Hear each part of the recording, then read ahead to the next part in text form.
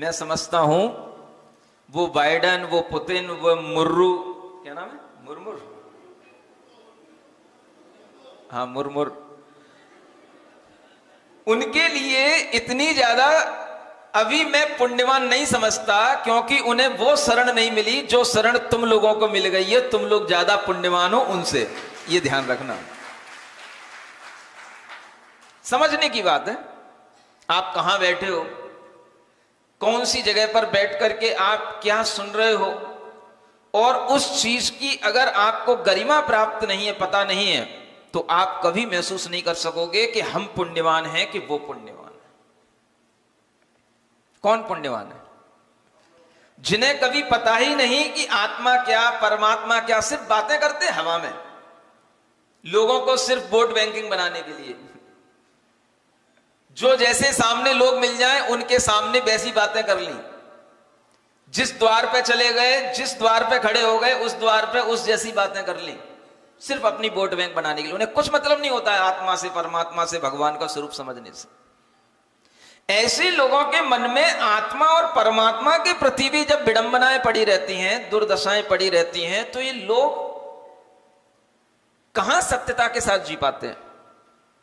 और इन लोगों के मन के दशाएं कभी भी निर्विकल्प, आकुलता रहित हो ही नहीं पाती।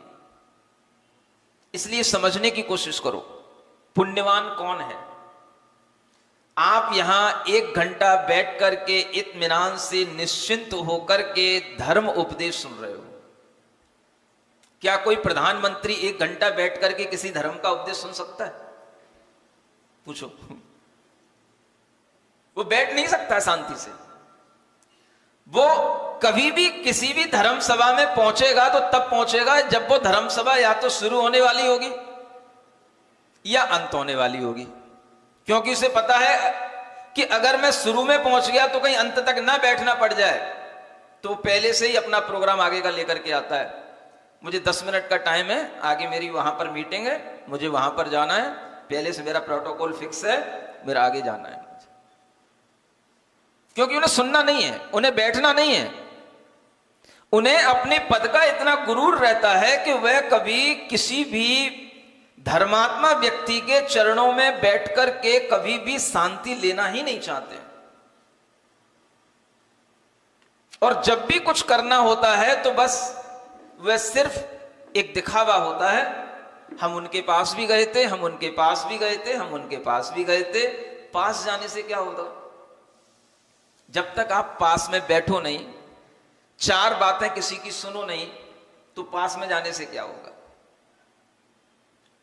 सानिध्य वह कहलाता है जब हमें निश्चिंतता का कम से कम 1 घंटा मिल जाए, आधा घंटा मिल जाए, निश्चिंतता का मिल जाए। और ऐसी निश्चिंतता अगर आपको मिल रही है, प्रतिदिन मिल रही है, तो मैं समझता हूं उनसे ज्यादा पुण्यवान लोग आप हो।